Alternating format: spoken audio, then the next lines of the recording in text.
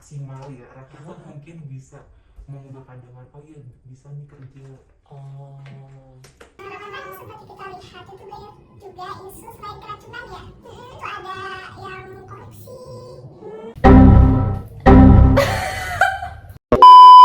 Tadi gimana sih Rona? Selamat datang di podcast kami. Oke, perkenalkan saya di sini Regina selaku podcast di hari ini.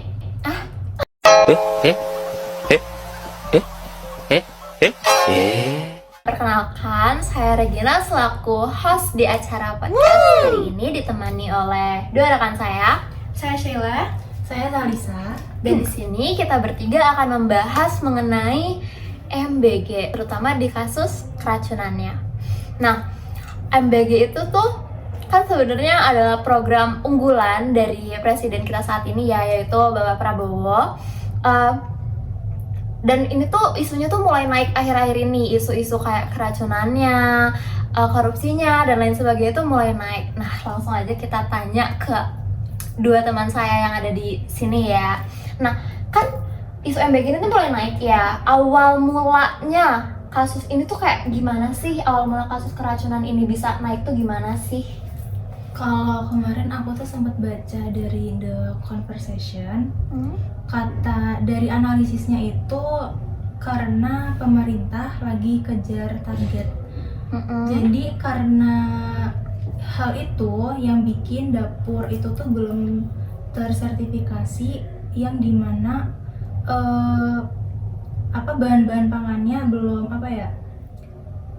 cara penyimpanannya belum sesuai SOP, terus pengerjaannya juga belum sesuai juga, keamanannya juga belum, terus juga cara mencuci komprengnya itu juga masih asal-asalan. Jadi menurut aku karena kesannya dikejar-kejar, hal itu yang bikin bakteri dan lain-lain, kan kita juga nggak tahu ya gimana, karena itu sih Ya mungkin ada quality controlnya ya yang terlewat gitu. Yes. Betul sih, setuju. Nah, kan ini tuh udah banyak nih kasus keracunan, tapi tuh yang paling banyak kejadiannya tuh di daerah mana sih? Dan sebenarnya dibandingkan penerima manfaat MBG ini, kasus keracunannya tuh apakah sebanyak itu sampai bisa kayak serame itu gitu isunya? Kalau aku baca dari KPAI, itu yang paling banyak itu di Jawa Barat itu sekitar 4.800-an. Banyak juga kan? Banyak juga ya. Terus di Jawa Tengah tuh ada 1.000-an, sama di Jogja itu 1.000-an juga sih. Total kan 6.000-an lah ya. Iya, kayaknya segituan deh mungkin dia. Banyak juga ya, dan rata-rata daerahnya di Pulau Jawa ya ternyata. Nah, kan udah banyak banget nih kasusnya, kayak sampai KPAI juga mengeluarkan data gitu, ngebikin data di tahun 2025 gitu kan. Sebenarnya udah ada belum sih respon pemerintah untuk kasus ini? Karena kan udah mencemaskan ya masyarakat, bikin masyarakat cemas gitu kan. Pemerintah tuh udah gerak ke dapurnya sih buat evaluasi dapurnya tuh gimana. Terus juga katanya mulai memperketat SOP-nya. Terus Badan Gizi Nasional itu juga lagi kerjasama sama BPOM supaya untuk memperketat keamanan dapur itu. Gitu ya. Berarti sebenarnya udah ada ya respons atau tindakan yang diambil sama pemerintah nih gitu ya. Nah, tapi walaupun pemerintahnya udah kayak ngerespon gitu atas keracunannya dan lain sebagainya, masyarakatnya gimana sih responsnya gitu ke pemerintahnya dan ke programnya tuh gimana sih? Oke, di Indo kan ada daerah mungkin kota besar dan kota kecil ya. Nah, responnya itu bervariatif sekali dari orang tua anak yang menerima MBG. Kalau di kota besar itu cenderung dihentikan saja, atau mungkin MBG ini diganti dengan dalam bentuk mentah gitu ya, mungkin seperti uang. Nah, kalau di daerah terpencil itu respon masyarakat itu sangat amat berharap adanya evaluasi dari pemerintah, karena mereka itu sangat merasa terbantu dengan adanya program MBG ini. Jadi sebenarnya ada ya yang ngerasa program ini tuh membantu mereka, berguna bagi mereka gitu ya. Nah, selain karena memang program itu udah mulai membahayakan kan buat penerimanya, kayak nggak pasti apakah itu aman atau enggak. Ada nggak sih kayak alasan lain kenapa tiap ada kasus MBG yang buruk gitu, cepet banget buat viralnya gitu, rame banget gitu dibahas sama masyarakat? Oke, yang pertama itu mungkin karena MBG itu suatu program kerja yang digencar-gencarkan oleh pemerintah saat pemilu tahun lalu. Nah, dari situ masyarakat itu wajar ya sekali jika menaruh ekspektasi lebih. Jadi jika ada suatu kesalahan itu masyarakat langsung bereaksi yang kecewa mungkin ya karena ekspektasi yang lebih. Dan yang kedua itu mungkin juga faktor di Indonesia berita yang memang buruk atau negatif itu cepat menyebarnya di sosmed. Betul sih, betul. Mungkin dari Kak Salisa ada inputnya lagi? Kalau menurutku kenapa sih bisa cepat viral ya, mungkin karena untuk beberapa orang yang nggak setuju ya, merasa kalau program ini tuh better diganti sama pendidikan yang lebih membutuhkan. Betul sih, bisa juga. Nah, tadi kan kayak stigmanya udah gimana ya? Udah ada stigmanya gitu ke program ini tuh kan. Tapi stigma ini tuh sebenarnya memang dari awal sejak program ini diusulkan udah ada atau baru ada ketika munculnya kasus keracunan pertama? Oke, mungkin untuk stigma itu sudah ada dari sebelum program ini dilaksanakan ya. Seperti yang Salisa bilang tadi, kan waktu pemilu itu disandingkan dengan program yang berbeda ya. Nah, dari situ juga masyarakat ada mungkin yang memilih program satunya dan memberikan stigma ke program yang lain. Nah, lalu dengan adanya kasus keracunan itu mulai marak, nah stigma buruk itu semakin terbentuk di masyarakat. Iya sih. Setuju gak? Setuju. Setuju banget ya. Iya, setuju banget. Udah ada stigma duluan ya. Iya sih, betul. Nah, sebenarnya tuh karena udah adanya stigma dan lain sebagainya, tapi tetap gitu sama pemerintahan kita kan selalu diusungkan, selalu dibanggakan ya program unggulan ya program ini. Tapi sebenarnya nih program ini tuh memang sebuah langkah yang tepat kah untuk Indonesia sekarang? Kalau menurutku sebenarnya 50-50 ya, karena kan tadi udah di-mention sama Sheila kalau warga yang pelosok atau yang lebih membutuhkan itu pasti merasa ini tuh sangat-sangat bermanfaat untuk mereka. Tapi ada juga yang daerah yang kawasan yang terjangkau dengan pasar dan lain-lain lebih gampang dijangkau, itu tuh kayak kurang tepat aja sih. Dan menurutku kalaupun MBG ini masih mau dilanjutin itu at least difokusin ke satu daerah aja. Jadi biar kesannya tuh enggak yang buru-buru terus pemborosan uang juga kan.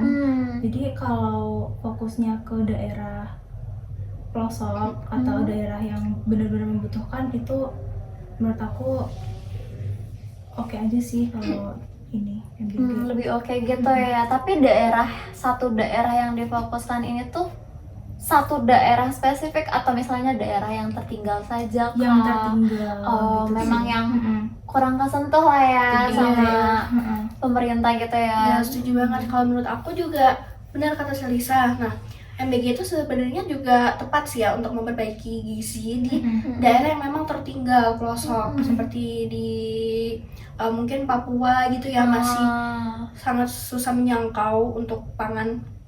Nah, lalu eksekusinya juga. Jadi kalau dari programnya ini udah tepat, tapi kalau eksekusinya nggak tepat ya, jadinya juga hasilnya enggak 100% baik gitu. Betul sih. Setuju. Nah, sebenarnya tuh dari banyaknya kasus-kasus MBG ini kan, selain karena keracunan, ada juga kasus korupsi, ada juga kasus upah pegawai dan lain sebagainya. Ini tuh menandakan kalau MBG ini tuh kayak memang udah gagal sebagai sebuah program, atau kayak ya udah memang salah orang-orang yang melaksanakannya aja gitu. Menurut kalian gimana? Oke, kalau menurut aku ya salah di cara melakukannya gitu ya, sama emang di orang-orang yang memang terjun di MBG ini. Karena kan seperti kita lihat itu banyak juga isu selain keracunan ya, itu ada yang korupsi di biaya MBG-nya itu. Terus juga mungkin dari upah gaji ya yang dirumorkan oleh masyarakat itu dianggap lebih besar daripada gaji guru yang selama ini menjadi isu. Mengapa sih gaji guru tuh nggak dinaikin, malah lebih tinggi ini? Gaji ini, ya. Dan sebenarnya emang menurut aku tuh ini tuh salah dari cara pelaksanaannya. Karena mereka ini yang daerah yang kawasan yang terjangkau dengan pasar dan lain-lain lebih gampang dijangkau itu tuh kayak kurang tepat aja sih. Dan menurutku kalaupun MBG ini masih mau dilanjutin itu at least difokusin ke satu daerah aja. Jadi biar kesannya tuh enggak yang buru-buru terus pemborosan uang juga kan. Jadi kalau fokusnya ke daerah pelosok atau daerah yang benar-benar membutuhkan, itu menurut aku oke aja sih kalau ini MBG. Lebih oke gitu ya. Tapi satu daerah yang difokuskan ini tuh satu daerah spesifik atau misalnya daerah yang tertinggal saja kah? Yang tertinggal. Oh, gitu memang sih. yang kurang kesentuh lah ya sama pemerintah gitu Ya ya. setuju banget. Kalau menurut aku juga benar kata Selisa. Nah, MBG itu sebenarnya juga tepat sih ya untuk memperbaiki gizi di daerah yang memang tertinggal pelosok, seperti di mungkin Papua gitu ya, masih sangat susah menyangkau untuk pangan.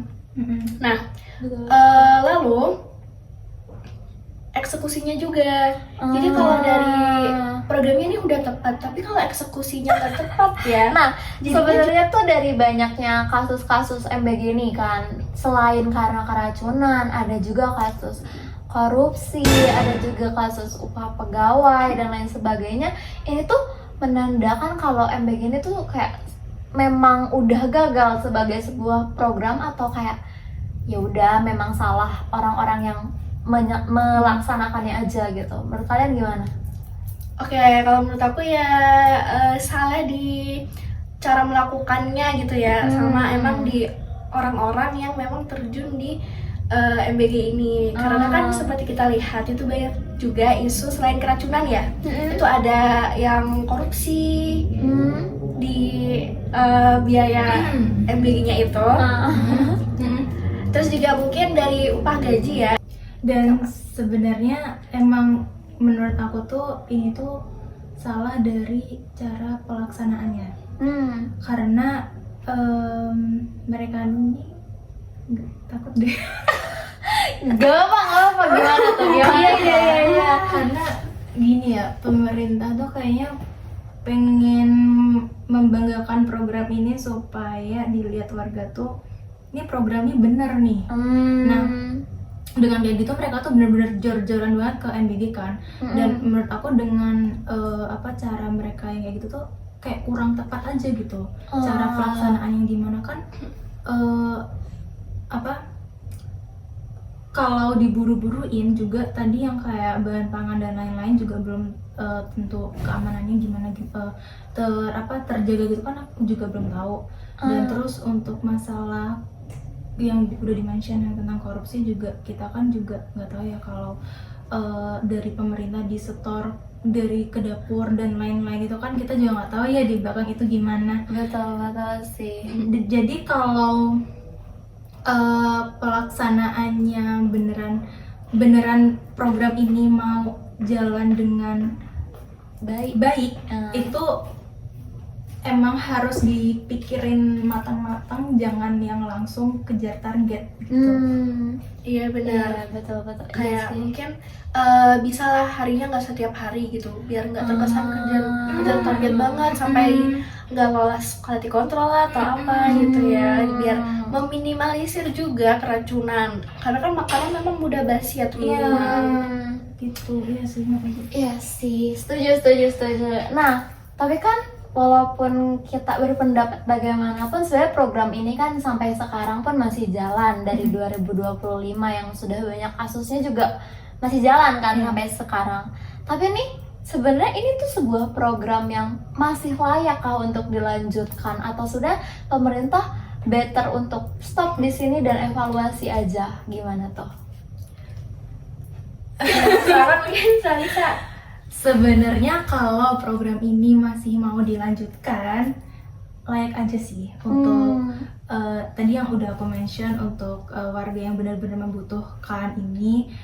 Dan kalau bisa gizi yang diberikan ke rakyat itu tuh benar-benar yang bergizi, bukan yang apa ya, yang di sosmed itu kan yang kurang bergizi kan kayak roti seribuan, keripik, terus ada juga lain gitu kan. Jadi sebenarnya kalau mau program ini tuh jalan ya emang perlu apa ya, Evaluasi evaluasi yang benar-benar ini. Jadi layak aja sebenarnya kalau mau mencontoh negara lain ya. Setuju banget. Nah, emang benar sih perlu dievaluasi mungkin di eksekusinya ya. Seperti mungkin teman-teman juga semuanya lihat ya di sosmed itu ada beberapa sekolah yang termasuk sekolah unggulan yang dimana siswanya itu sudah termasuk mampu. Nah, dari mereka dari sekolah ini tuh masih mendapatkan MBG. Berujungnya apa? Makanannya tuh banyak yang sisa dan ini juga terbuang kan, kayak uang yang diambil dari pajak rakyat itu jadi terbuang sia-sia dengan makanan sisa. Jadi mungkin ya di targetnya itu bisa lebih difokusin ya kan, targetnya tuh benar-benar difokusin siapa sih yang benar-benar butuhin gitu loh. Iya, karena nggak semua. Iya sebenar. Dengan difokusin itu kita tuh rakyat bisa lihat kerjanya pemerintah. Oh bisa, kalau misal difokusin ke satu hal yang benar-benar maksimal ya cara kerjanya itu, menurut aku kalau benar-benar maksimal ya rakyat tuh mungkin bisa mengubah pandangan, oh ya bisa nih kerja. Iya sih, oke.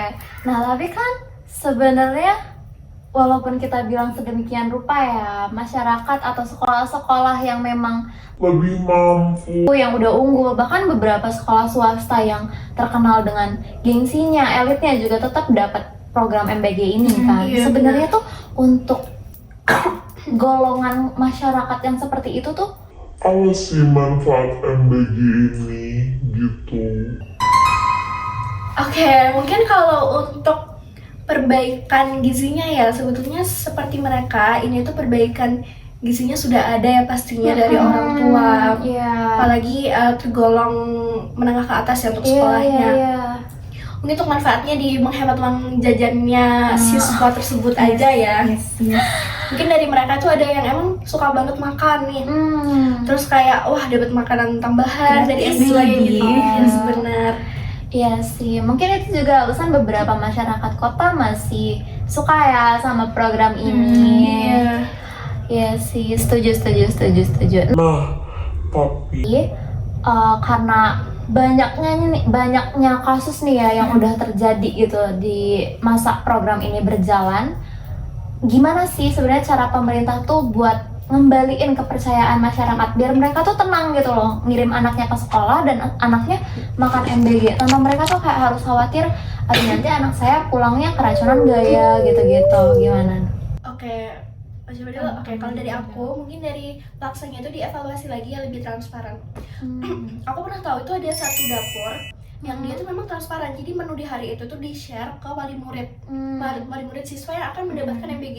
Jadi difotoin menunya apa aja, terus dirinciin untuk gizinya tuh seberapa besarnya, terus gini-gininya gitu. Jadi lebih mungkin wali murid yang melihat oh iya ini menunya benar, ini menunya kesukaan anak saya misalnya. Dia lebih tenang tenang gitu ya. Terus Iya mungkin juga sih. dari kontrolnya mungkin dari dapur MBG itu sebelum mengirim mungkin dicek ya untuk Iya. kualitasnya itu sudah layak makan atau belum dari situ. Nah, Iya kalau sih. menurutku iya sih setuju. Kayak kalau saran aku ya pemerintah